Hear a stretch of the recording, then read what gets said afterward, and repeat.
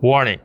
This is not medical advice. If you struggle with depression, anxiety, or whatever any mental health disorders, I want you to speak to a licensed healthcare practitioner. So all your negative thoughts really fall within those 10 cognitive distortions I'm going to tell you in this video right now. And if you understand those 10 cognitive distortions, then you will have mastery, then you will know how to master your thoughts, how to master your emotions. Just keep in mind that some of these distortions can overlap. Yes, so it's normal that, so if some distortions sound similar to another, it is normal. Just like have a general understanding of those 10 types will really help you out. So the number one type of cognitive distortion is all or nothing thinking.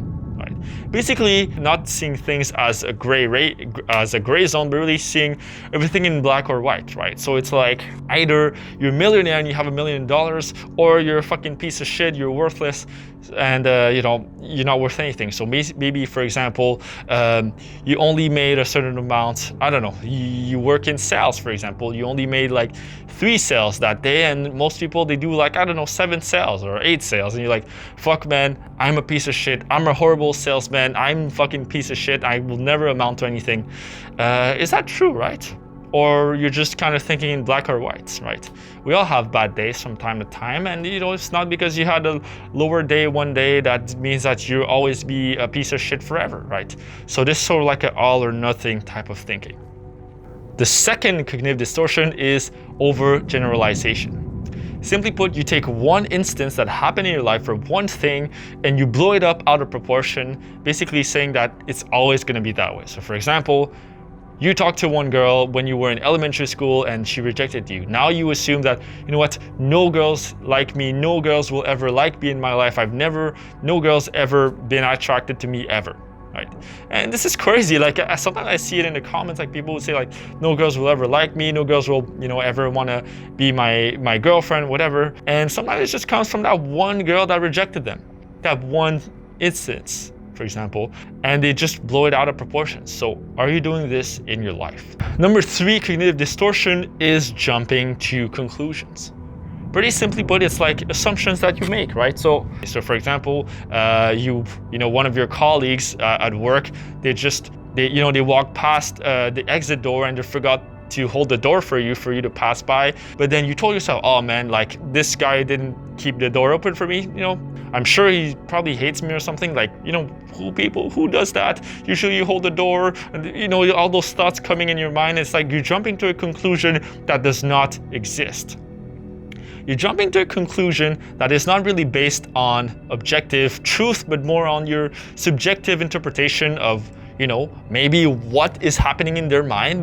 This maybe possibly what is happening, and this is true. No, this is not true. It's just what you're imagining, right? Number 4 type of cognitive distortion is magnification. Right? You could also call it catastrophizing or minimizing. Basically, it's when you take a singular event and you blow it out of proportion way above like what it's supposed to be like. So for example, school presentation, you forget that one sentence, you're like, oh fuck man, my whole presentation is ruined now. I'm gonna have a D- and my teacher's gonna think I'm horrible, and everyone's gonna laugh at me after the presentation and tell me how I fucked up. And basically, you're taking one thing, you're blowing it out of proportion. But if you were to be honest, you'd be like, you know what? I just forgot that one part of my presentation. It's not that big of a deal. I mean, the teacher's not gonna even notice. No one's gonna notice. And you know what? Fuck it.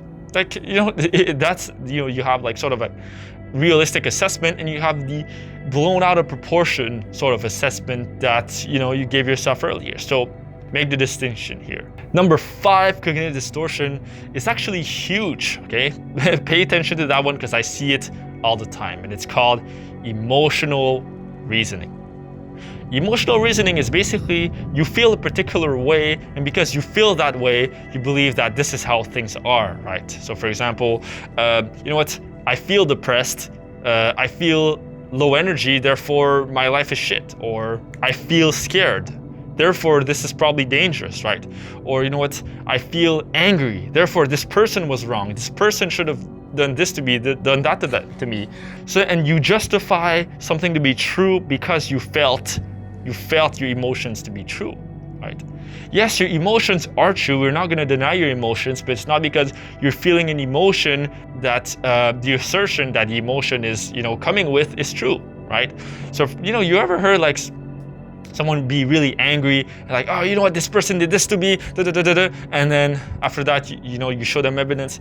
Actually, you know what, this person you're angry at didn't actually do that thing, right? They didn't. And then they'll be like, oh, wait, well, they're still fucking piece of shit. And, even though they have the evidence in front of them, it's because of the emotional reasoning component. Like, you feel something to be true just because your emotions said so, right? And I see that a lot with like feeling types, people who are really like feeling sort of types of people, or like sensitive, highly sensitive people. It's like they feel an emotion so strongly that it has to mean something. It has to be true. Not necessarily. If you're really scared of spiders, right? If you live in like North America or whatever, you have nothing to fear because, it's probably not venomous. So it's like, it's not because you're afraid of the spider that the spider is dangerous. Can you see that? It's not because you're afraid of a school presentation that the presentation is dangerous, right? It's not because you're angry at that delivery guy that delivery guy actually did a bad job. Maybe he did a good job. It's just you who has too many high expectations, right? The number 6 types of cognitive distortion are should statements. Should statements is basically a denial of reality. Should statements is basically saying that reality shouldn't be that way, it should be this way. You're basically saying that you cannot accept the world as it is, you cannot accept life as it is, you cannot accept reality as it is. And because of should, when you say things should be a certain way or be that way, because you're not aligned with reality, you're in opposition to reality, this creates a lot of anger, this can create a lot of frustration. Basically, those are statements that are like, oh, my parents should be nice to me, my friend should be supportive of me, my spouse should be supportive of my entrepreneurship endeavors, my cat should be nice, right? Wait, well, who says that your parents have to support you? Right? Is that like a line that's written in the universe that every parent should be supportive? I mean, unfortunately, some parents are not supportive, but they can't help it because they were raised by narcissists, and maybe your parents are narcissists, right? There's no such thing as a should, really. If you dive deep and you have those thoughts in your mind that are shoulds, identify them. Like every time that you have a statement that says life should be this way, look at the contrary. Actually, it isn't. If you say should, it probably isn't. If you say should, it probably the contrary is true. And then, no, actually, your parents should not be supportive. Why? Because they're afraid. Your parents are afraid that if you go into your own direction, that you'll never see them again, or that you'll be poor and not have any success.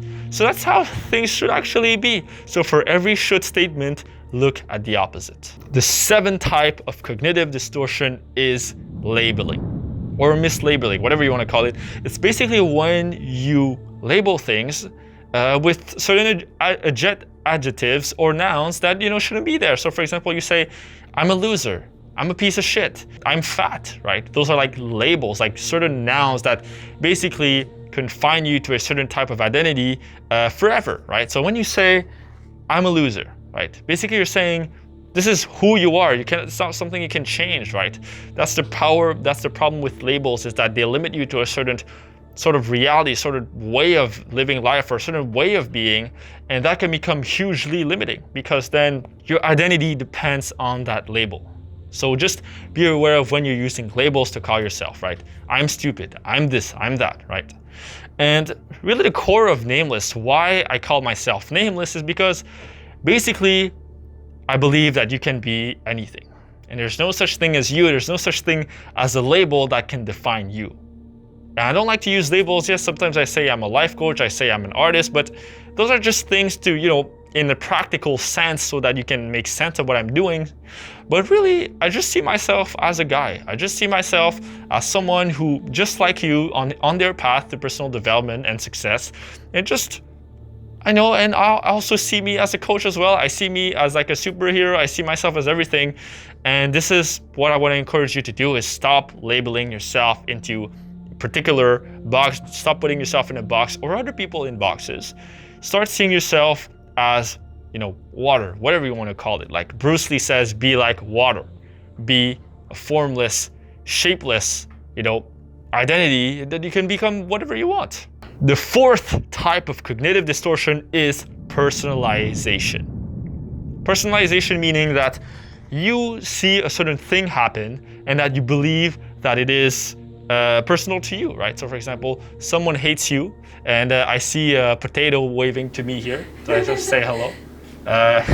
So personification, personalization is like, for example, your dentist is late and then you assume, well, he must hate me, right?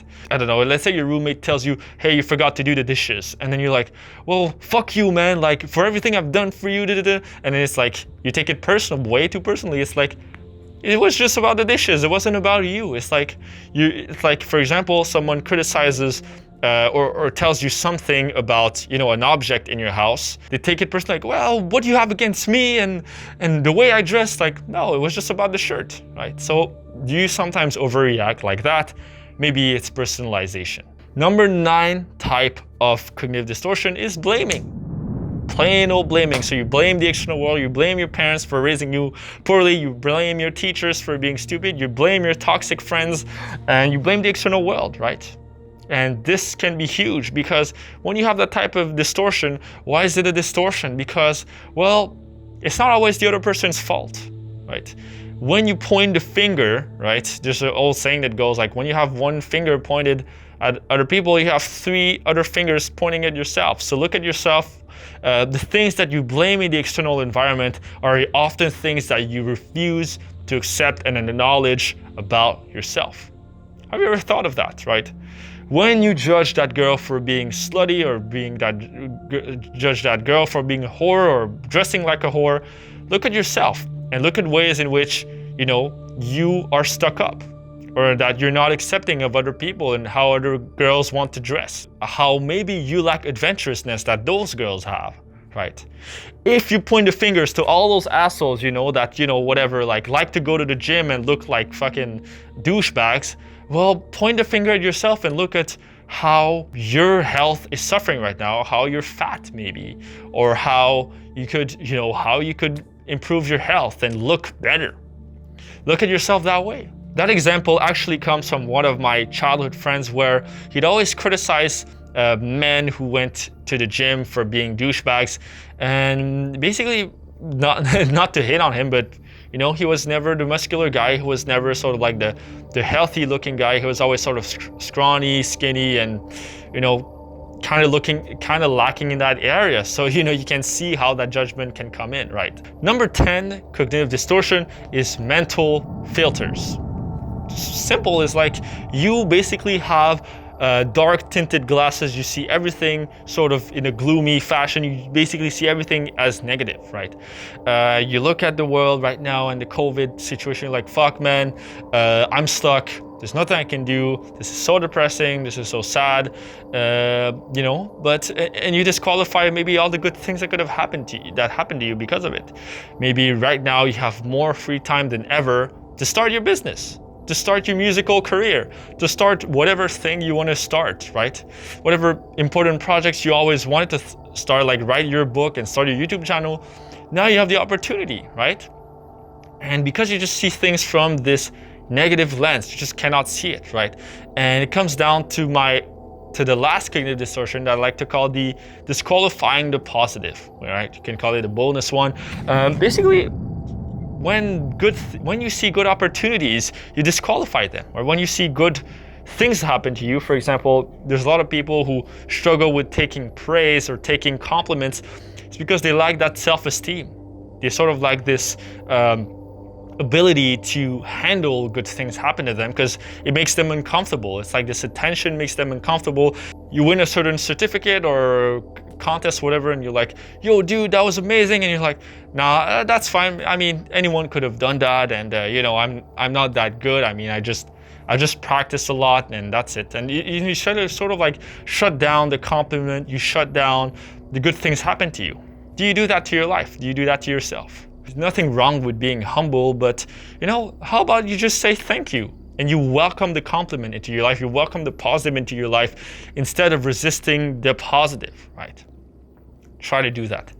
So basically, those are all the cognitive distortions basically that your mind probably falls into from time to time. So what distortions do you have? What kind of thoughts do you have on a regular basis that aren't true? Tell me in the comments and try to reframe it in the comments and tell me how this possibly could be false.